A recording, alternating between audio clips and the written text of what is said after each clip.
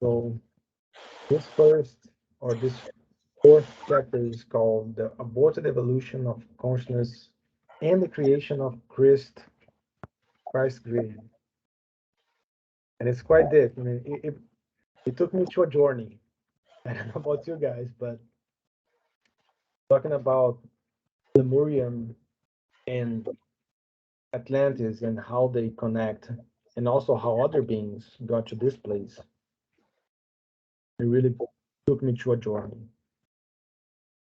And I will repeat what I said in the beginning, just so I, I really like to have this approach.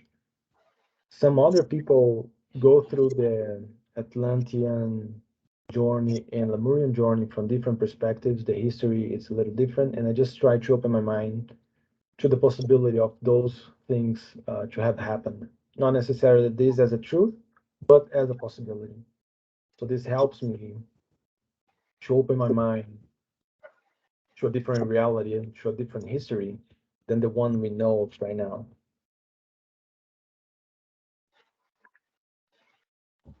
Then he talks about how, and I'll bring some context of other sources so we can kind of discuss and try to put this together.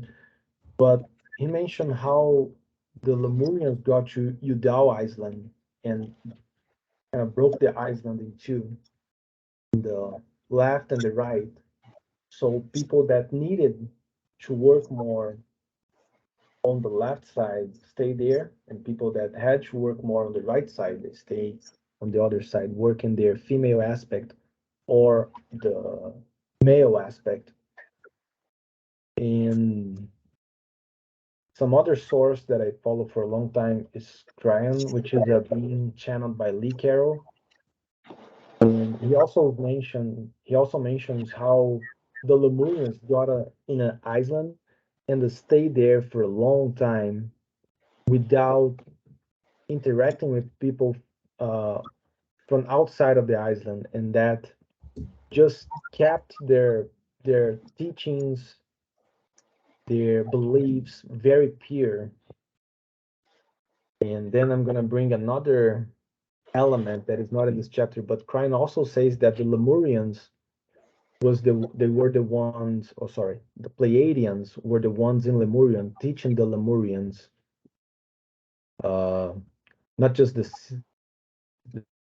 Syrians. The Syrians, as he mentioned, they had a very strong effect in Atlantis and later on in Egypt. But in Lemuria, at least Cryon says that the Pleiadians were the ones teaching people, teaching the sorcerers, the priests there. And doing the Akashic records once, the therapist opened my one life that I had in Lemuria, and in that life, the priests they went in a cave, and in that cave they would talk to the Pleiadian. There was a Pleiadian there inside of a cave, and that very high consciousness being was giving knowledge to the priests, to the mages of that time, so they could go back to the Lemurian people and share that knowledge. So from all of those pieces, as I keep studying, from other people that channel, there is a connection. It's not necessarily everything, exactly, but there are multiple connections from different people that receive or channel those information. So I like, even when I have like a, I don't know, a multidimensional experience, I like to confirm, if it's information, I try to link that with different sources. And just the fact of different people channel something that pieces together, I think for me that's a good confirmation that, it's going on the right direction. I'm gonna pause there, see if there are any comments. Yeah, I really resonate with that so much. For me, even the beginning of some of this knowledge came to me just from when I lived in Asia, um, and just getting to know the people there and talking to some of the people there and some of their stories about, um, about their creation stories and where they came from. And I lived in the Philippines, and the Philippines is 7,000 little islands. And talk about a bunch of islands together in Lemuria, and then kind of having that experience in the Philippines too. And in the time that I lived there, they had some articles and some things that were coming through, like local news. And I think it was out of, gosh, I want to say it was like out of Japan, but it could have been Malaysia, that they had discovered some really deep underwater pyramids off of some of their coasts. And again, Japan or Malaysia, I'm probably getting north and south confused here, just in relation to the Philippines. But like just some of the underwater images that they had of some of these pyramids, and then they're dating the time of these places. It's like, okay, how could it be that detailed? How could it be that old? And how could it still be in that good of a condition, as it was there? And then for me, the comparison was World War II, because in the Philippines, you can go scuba diving and free diving to like ships that were sunk around the time of World War II. And then, how fast those materials have deteriorated today, to the point that, like, there's corals inside, and you can just go and scuba dive inside of these things. And just the comparison to me was just like, wow, um, how are these things in such good condition? And the newer things are, look much older or whatever, or like in worse condition. But it was just interesting to kind of have that introduction to a lot of these topics, and this and going deeper into our history from like that experience of being on an island that's part of a bunch of little islands. And then we're talking about, an archipelago of large islands that kind of made up Lemuria and everything. And so this was really interesting to me from that perspective of just, oh, um, yeah, just kind of that was the introduction to me, was that. So this chapter was cool for me, and in that sense of kind of going from chapter 3 into chapter 4, and even how some of the people in some of these places look at their creation, and look at what where they were coming from, or what they were connected to.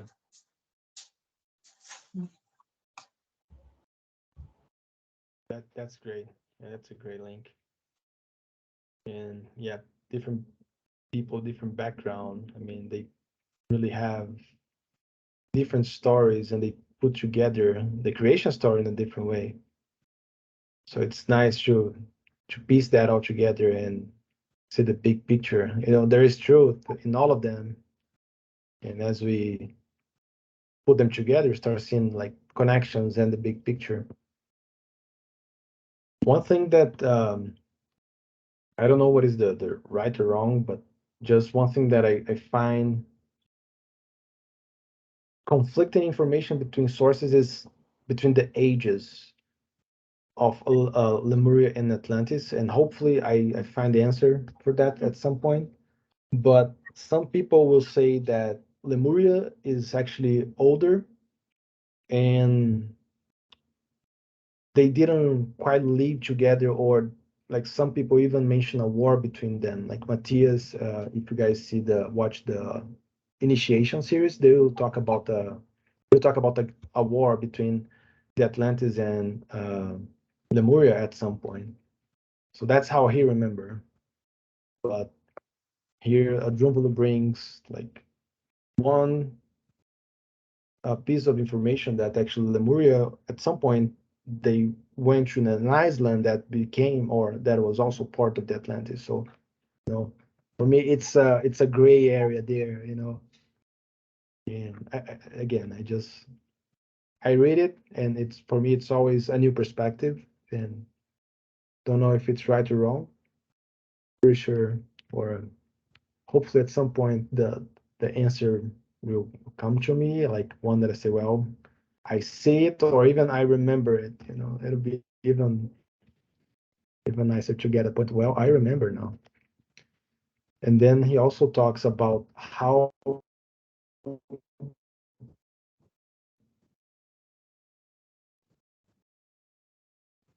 because it was not fulfilled. The tree of life or the Sephiras, they had two Sephira open, and then the Hebrews was one of the race that stepped in and start populating that, and the second race was the Martians, so people coming from Mars, and then again, this portion, there are different books from different channelers talking about a big movement of souls from different planets to our planet. There's a famous medium in Brazil called Chico Xavier. He has books about the Capella exilates, which a lot of souls come to the planet, but doesn't necessarily have a timeline connected to it. But I think it resonates with that a lot, like lower vibrational coming at some point, lower vibrational beings coming to the Earth at some point. And then Jumbo talks about the Martians and how they were way more male-oriented. There is conflict between Lemurians and Martians until the Lemurians can handle that. But the Martians stay here with us just as the Hebrews. And where I'm going with all of this is with the fall of Atlantis, because okay, we were going higher and higher. We were living in a state of high consciousness, and at some point something happened, right? Why we don't find all of that right now? And then according to Drupal, or at least how he received that information from Todd, was because of the Martians that came to this planet and tried to reproduce the synthetic Merkaba and leave a reality out of the matrix or out of God. And then this is another piece of information that has connection with different authors and different channelers. Uh, and then what they do is, in fact, just create chaos, energetic chaos, right? Trying to live out of the matrix or out of the divine source. They start creating sickness, a lot of even lower vibrational beings coming to the Lemurian and kind of possessing people. Drumbo says it's like 100 souls for every single human in Atlantis at that point, which is uh, man, that's pretty heavy. And all of that, it's the fall of Atlantis. And this is, again, if you look for other authors, there are different reasons where they would describe the fall of Atlantis. But here, I like the way Jumbo puts the creation of a synthetic Merkaba causing this instability in our own Earth. And with that, it comes the Christie grid. So the masters had to do something there. And before I skip to the uh, Christie grid and bring some context, I will pause and see if anybody has anything to add to the Martians and Hebrews coming to the Earth, Udal, and Lemuria versus Atlantis.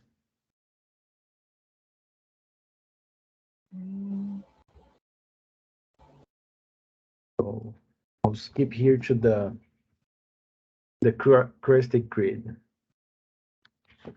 So João mentions this study that I think, man, this is really cool, and we can apply it for several different things. But those monkeys, the hundredth monk, and how monkeys living in different islands could teach others one trick or two, or how to watch the sweet potato, right?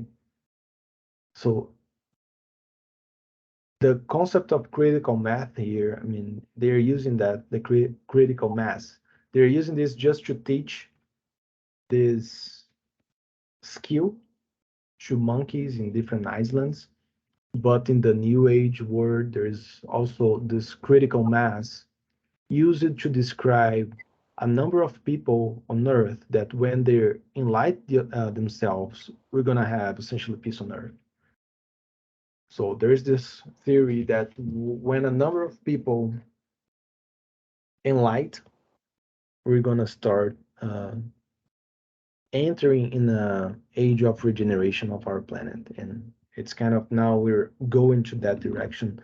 So with humans, I mean, this is applicable, but I feel like the energetic work we do could also be applicable in this theory. So just like if you have more compassion and you put more compassion in this grid, people will receive that compassion because we're all connected. The human race is connected with this energetic grid throughout the planet.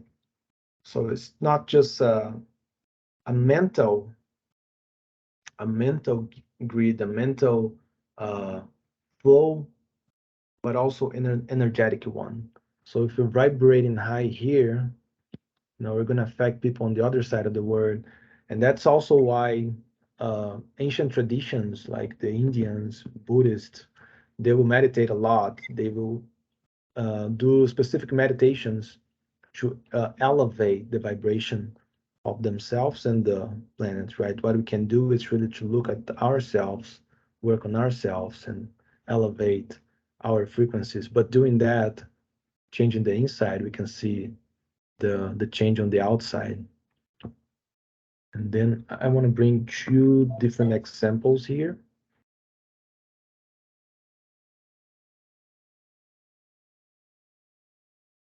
Share my screen.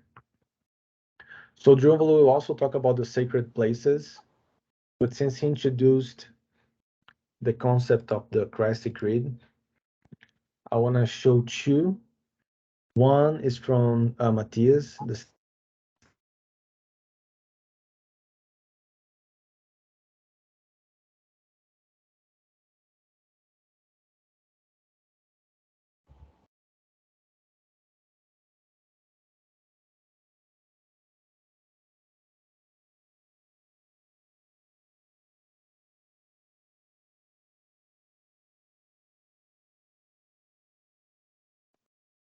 and the lines with red, it's the icosahedron. So we can see how this grid covers the whole Earth. And then one thing that Drunvalo talks about, and Matthias also mentioned, and again, I like to see those connections, is that the Pyramid of Giza in Egypt is kind of the axis, or was used as the axis and kind of the reset point. So if you need to reset the Christic grid, you go to the pyramid and you activate it there. So it was nice to read that in the Drunvalo books because the work we did in Egypt with Matthias this year was really going to the pyramid in Giza and kind of reset the nodes using the pyramid as the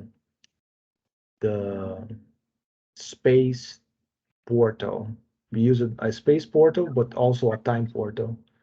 And we use the pyramid of Giza as the space portal because that was kind of the axis, so we could reset the grid.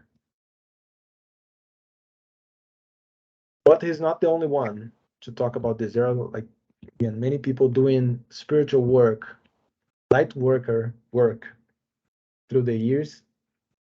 And the other one I like. Would you mind sharing this this link?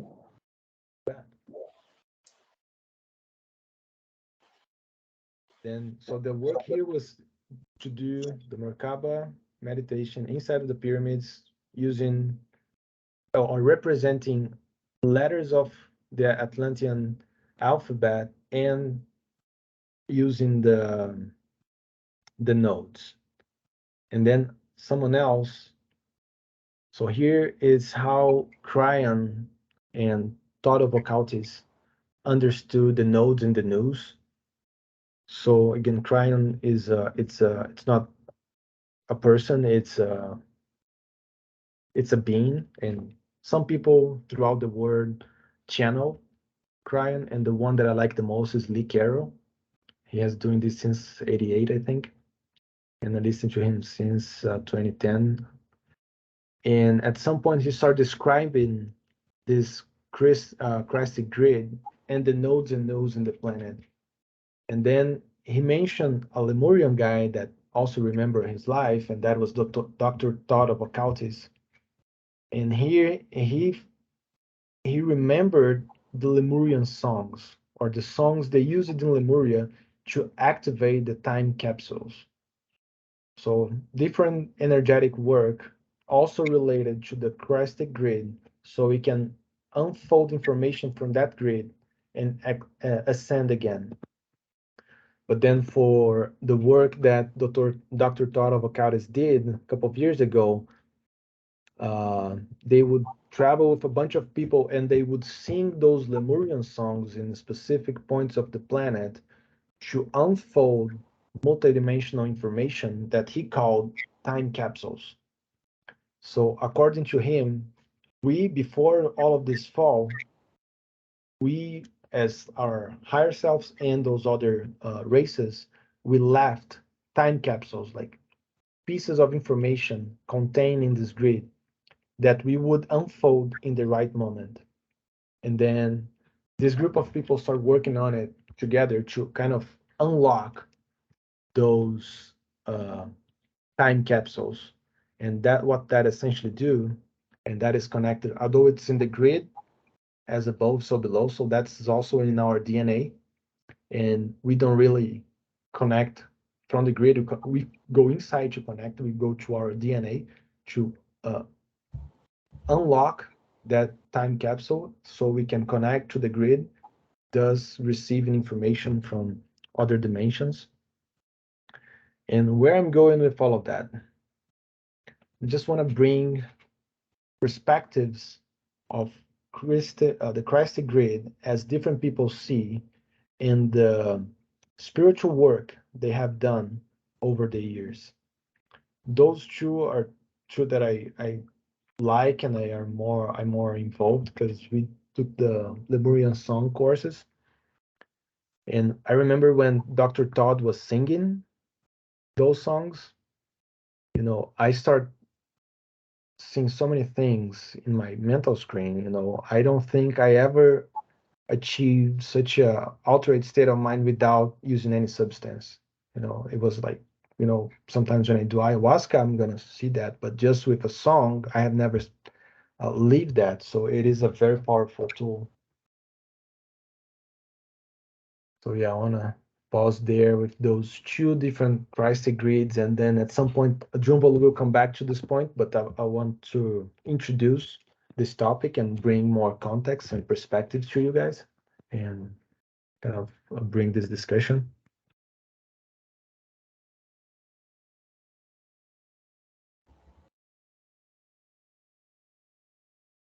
Share the links in the.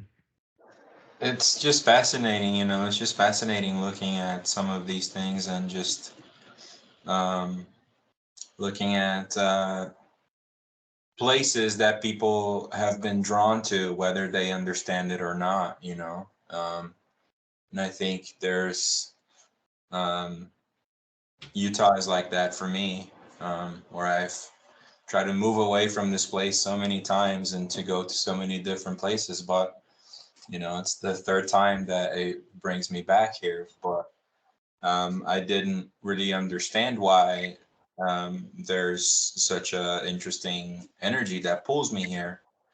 But I just hear that from so many other people about this place too, and how many other places are like that, and to just begin to have a little tiny idea about how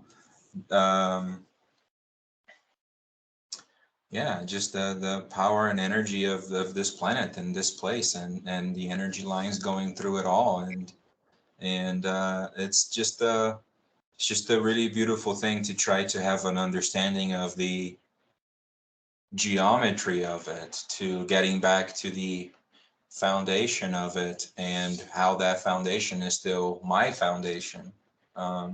So it sometimes can seem like so large and so outside of what I can understand, but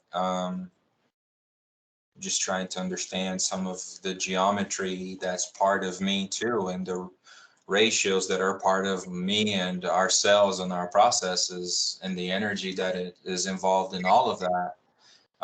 Yeah, it's really interesting and really beautiful to just see, that connection as what you mentioned to before, right? With that correspondence of above and below, but within us and outside of us too. Um, just been really cool to be able to have more knowledge and more of a foundation through these works and through this knowledge that's been shared with us and that you've been sharing with us, everyone, um, to just understand that connection. Um, and yeah, not really understand it either sometimes, right? But remember. Uh, so there's that really awesome aspect of it too, that some things that we've read even just today before the call today, we have to stop and go back and read once or twice or three times, and other things are just like, ah, that feels different, and there's so many things that in this book that have been really interesting like that. Just what he says, like you don't have to believe it, take it as a legend, but it's not even the question of belief, it's just that question of that true feeling sensation. Yeah. Yeah. I want to go back to something that you just said about the grid and places that people are drawn to, and Utah being one of them, and looking at the map of all of the places, right? I think the other thing that is really apparent, and Myron, something that you were saying about in Egypt and the words to these songs and these connections, I think it's also really apparent that being aware of the grid, but also what our role is in that, right? Because we're a part of it. And I'm really interested to find out more about that, of ways that we can participate, right? Because it's like we're here and like we feel it. And now what? And what can we do to help evolve it, right? And what is our role in that? So I'm really interested to find out more about that. And I think within like all of these different civilizations that we're all learning and reading about, that there's different little pieces that we can pick up on. And yeah, so I'm just really interested to learn more about that. You both mentioned Utah, and I scanned through it very quickly, but there is one node in Utah close to the Four Corners, right above Trinidad. So south. Oh no, sorry, that's Colorado. Oh, my bad, guys. What is the Three Corners area? No, the Four Corners is here. Oh, Ah. my bad. Well, but yeah, but I do feel that connection too with Utah and multiple places in Utah, not just the mountains, but like we were in the Salt Flats a while back, and what a special place. Yeah. And yeah, no, that's a great point, Penny. Like how we can connect with the grid and talk to the land, like talk to the place we are and help or being part of that actively, right? Because it's great that we center ourselves, we start living in a coherence, but then at some point that energy will overflow and we're gonna see that affecting our environment, right? So what we need to do to get there, align with our purpose and in service of the planet as well. So that's a great and beautiful point. Bringing that knowledge to action, right? And that is great. The only other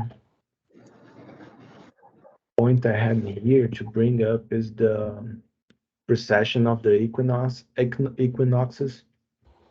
and John Valou will relate that with the galaxy going closer and further to the center of the galaxy. But then I read that more than once just to make sure he's not saying that is the precession of the equinoxes, but he's actually relating one thing to the other. And that's what he says.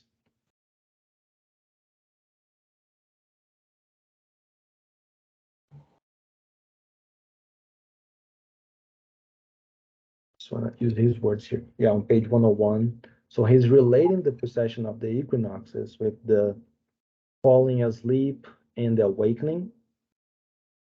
And then he's using this cycle showing how we're closer or getting further from the center of the galaxy. But the precession of the equinoxes is actually a movement of the Earth. So he's relating two things. And I went back to that to make sure he was doing that. So the precession of the equinoxes is the movement we have in the axis of the Earth, where, he's not just spinning around itself, around his axis, he's spinning around the sun, but the axis of the Earth is also spinning very slowly. And that also takes around 26,000 years to complete. And then when we say, oh, we're living in Aquarius area, so the first constellation you're going to see when the sun rises, that's going to be Aquarius for the next 200, 2100 years, more give or take. And then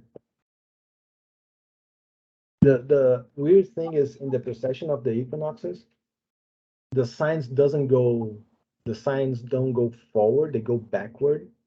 So before Aquarius, we had Pisces, and the next one is Capricorn. So the sun, the sun sign, for example, is going to follow this astrological chart, beginning in Aries, Taurus, Gemini, and so on.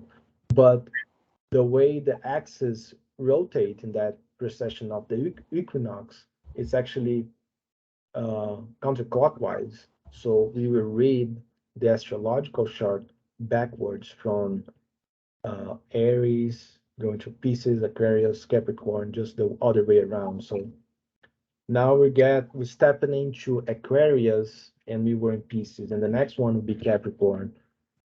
In astrology, one thing that it's recommended when you want to see the lesson that a sign has to learn is to look in the opposite of it. So we're stepping into the Aquarius era. So if you look at the astrological, and even draw here just for fun, I drew it. So if we're here in the Aquarius area and look at the opposite, we're gonna see Leo. So now talking as a civilization, we're gonna leave those 2100 years as Aquarius, and if we do a half cycle back around 16,000 years, give or take, we're gonna see Leo era, and that was the fall of Atlantis. So to understand the lessons we have for this era, we really need to go back to the Atlantis and understand what made us fall, so we can learn the lesson, incorporate that in Aquarius, and move to Capricorn in the next 2,000 years. So this is just like look in the macroscope, what we see in the microscope when we're looking at our own astrological charts. That's what I do. So I'm Taurus as my sun sign, and to better understand and fulfill like my gaps, I do need to look at Scorpio, but this is a personal level, right? So as we look at civilization, that we do exactly the same thing. Okay, for now, we're going to live those 2,000 years in Aquarius. What happened on the other side, on the opposite cycle? And the fun thing is, we have no history about it. We have no written history other than people that channel that information. You know, people like Jumbulu, people like Matthias, people like Lee Carroll. And that's how we're trying to understand the lessons we we learn in that time and bringing that to this present life and we start, you know, interiorizing it. Because this is quite huge, you know. If a civilization felt, and we know it did, I mean, we have enough data right now to see like the pyramids in the bottom of the ocean. We don't know is that we don't have proof or data to prove how it felt, what happened there, you know, how evolved we are. Not yet, you know, but we're getting more and more data. And at some point, we'll need to rewrite our history because with the information we have now, it's just like nothing. Well, we were not there, and that's not quite true. So there's a ton of information that you need to gather, remember, and then apply. So yeah, that was the last topic that I want to bring up. And you know, more and more from last year to this year, a lot of Atlantean stuff is unfolding. That's just more and more popping up to me. And I don't believe in coincidence. So I bet there's a reason why more stuff is coming up. And I'm sure that's helping me to remember.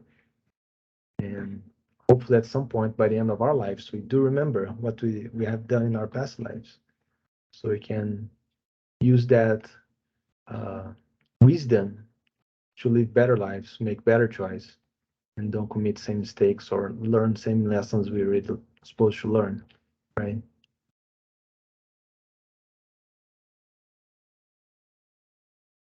Yeah, that was the last topic I would like to bring up, guys. I don't know if you guys wanna share anything about it or if there is any other topic you wanna bring up.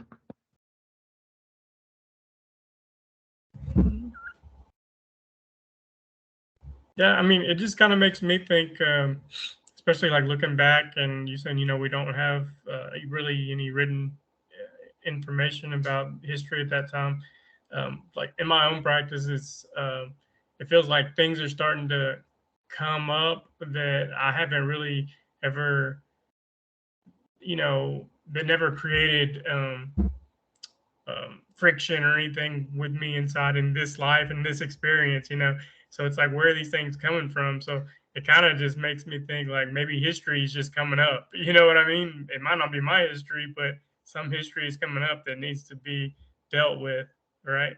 And so maybe we don't need to know all the details of everything that happened then, and it'll just come up on its own when it needs to, and we can deal with it. And that's kind of our task to raise these vibrations and hold a new vibration. So I don't know, it's kind of what it made me think of. Excellent point. Some say that when the student is ready, the master appear, right? Yeah, Maybe that absolutely. information will appear when you're ready to receive.